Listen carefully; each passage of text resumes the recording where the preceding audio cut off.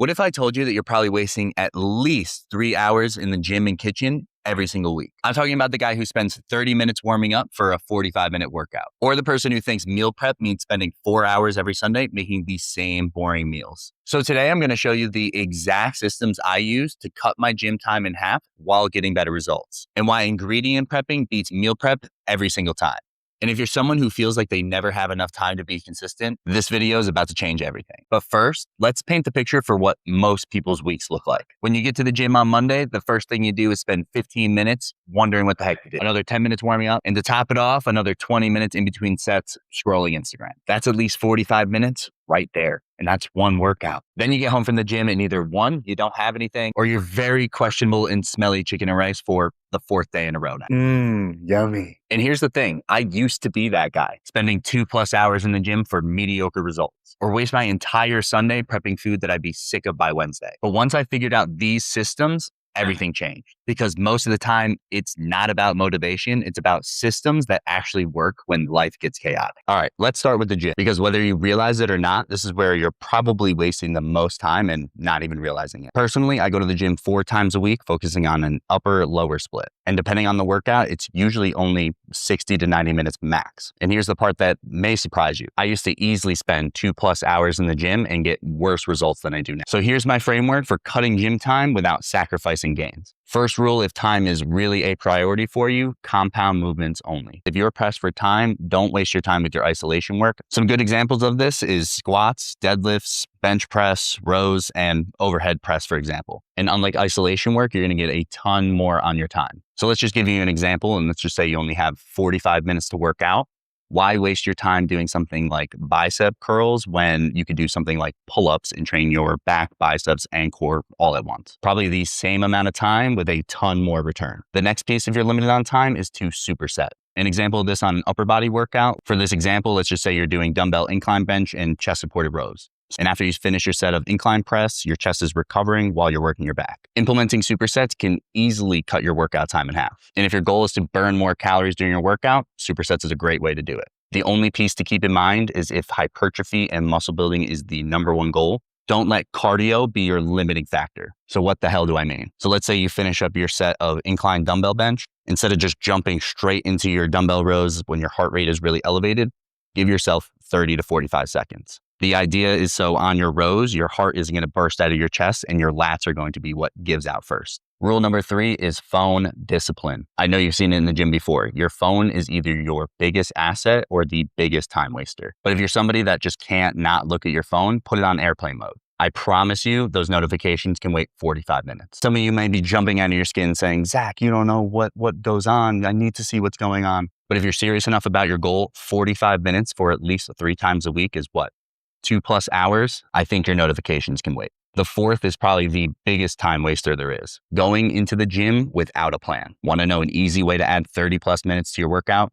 Go in there with no idea what you're about to do. Even if it's not completely written out, having some sort of idea, I promise you, it will save you hours throughout the week. A key point though, especially if you're going to the gym during a chaotic time like after work, have backup exercises ready. Let's say you walk into the gym and the squat rack is taken by the broccoli heads, you know exactly where you're going to go instead. Rule number 5 when it comes to saving more time in the gym is have an efficient warm-up. And this is a place where you can see the overkill and you can see zero attention paid. Keep it simple for yourself though. Light movement, dynamic stretches for what you're training that day. Done. Then a crucial piece is to be smart about how much time you're taking in between your sets. They're warm-up sets. I promise you, you don't need 3 minutes between your warm-up sets like you would for your top working sets. These 5 rules will cut your gym time from 90 minutes to 45 to 60 minutes while getting better results. Now let's talk about the other place that's probably eating up all your time, the kitchen. I'm going to show you why prepping individual ingredients is far superior than traditional meal prepping.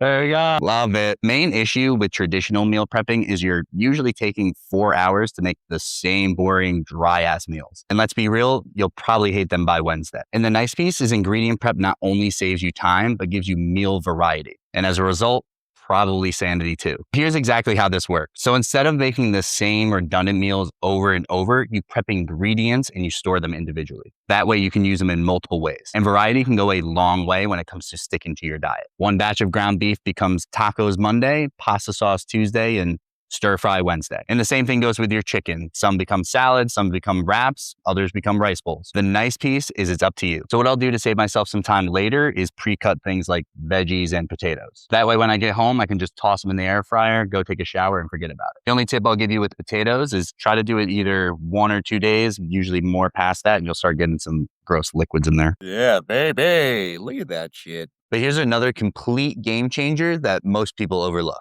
Marinating your proteins ahead of time. I've had these chicken thighs marinating since yesterday, and they're going to be so much better because of it. Lately, I've been obsessed with this mock chipotle honey chicken bowl. So this is chipotle peppers in adobo sauce, garlic pepper, onion, salt, pepper, and olive oil. And it is so good. But if you're going to use a protein for multiple dishes, keep it a little bit more simple because you don't know what you're necessarily going to use it for later in the week. It's the same concept as your potatoes. When you get home from work, you've had a long day, the last thing that you need is 2 hours in the kitchen cooking and cleaning up. So with your marinated potatoes and chicken thighs, you can throw them in the air fryer, go take a shower, come back to a nice, fresh, hot meal. And you're not just limited to chicken thigh. You can do this with beef, pork, steak, you name it. But here's the key to make this whole system work. You need to think in batches, not individual meals. So instead of cooking or prepping 1 chicken breast, you're going to prepare for 3 to 4 days. So instead of 1 cup of rice, you're going to make 3 or 4. And then you need to consider, where do you store it? You need containers that work in the fridge, freezer, and microwave. I prefer glass containers over Tupperware just because they don't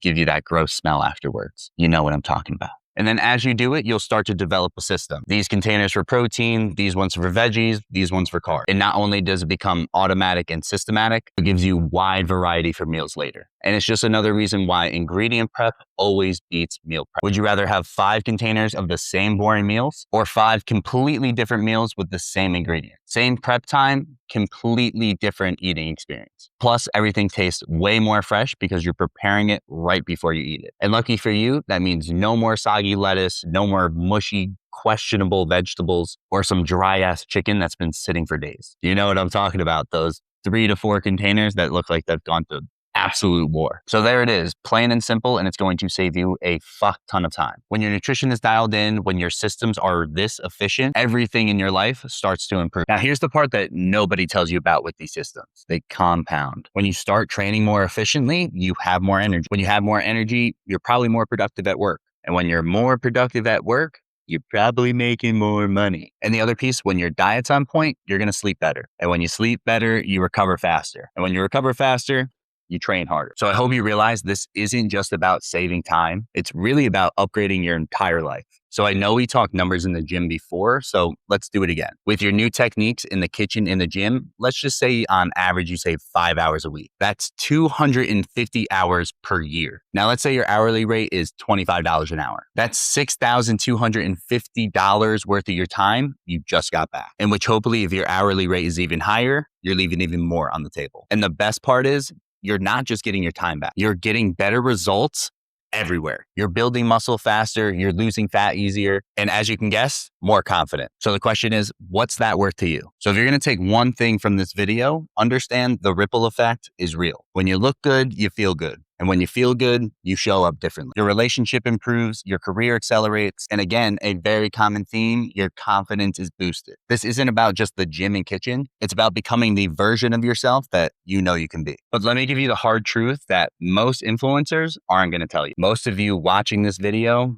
probably won't do anything with it. You'll briefly watch it and then think to yourself, yeah, that makes sense. Maybe even save it and watch it for later. And then you go back to doing exactly what you've always done. And even worse, 6 months from now, you're going to be in the same exact spot you are now. So there's 2 types of people. You tell me which one is more likely to succeed. Type 1, they take action. They implement one thing from this video this week, another thing next week, and in 3 months, their life looks completely different. Or person 2 who has paralysis by analysis. You know, they'll watch 47 more videos on meal prepping and in the gym and time management, but they'll never actually change anything. So the real question is, which one are you? So right now, in this moment, you have a choice. You can close this video and keep brain rotting on TikTok, or you can pause the video, grab a pen, and write down one thing you're going to implement this week. That choice determines everything. Because we both know that you know that I know that you know that information without action is just entertainment. And you didn't click this video because you wanted to be entertained. You clicked it because you wanted change. I just happened to be entertaining, and funny looking too. So here's what we're going to do. We're going to do a simple 30-day challenge. And if you stick to it, I guarantee in 30 days, your life will look completely different. Week 1, implement the gym systems, compound movements, supersets, pre-planned workouts. That's it. Week 2, or if you're ambitious, you can do it week 1. We're going to add ingredient prepping. Pick 1 day to pick up your groceries and 1 to 2 days to prep it. Week 3 is going to be optimizing your schedule. That means scheduling out your non-negotiable workouts and time in the kitchen. And you're going to protect those blocks so like they're the most important meetings of the week. And lastly, week 4, fine tuning. Adjust what's working, fix what's not. If you are a doer, you grabbed your pen, you wrote out what you're going to implement. Now gather your starting data. Progress pictures, starting measurements, how you feel, how much energy you have, and how confident are you? And over these 30 days, don't strive for perfection. Look for consistency. Lock this in for 30 days, and I promise you'll be shocked at the results. So if you're ready to be about it and not just talk about it, comment below I'm in and what you're implementing this week. And if this video helped, like, subscribe, and most importantly, send to a skinny friend in need. And don't be selfish with your gains.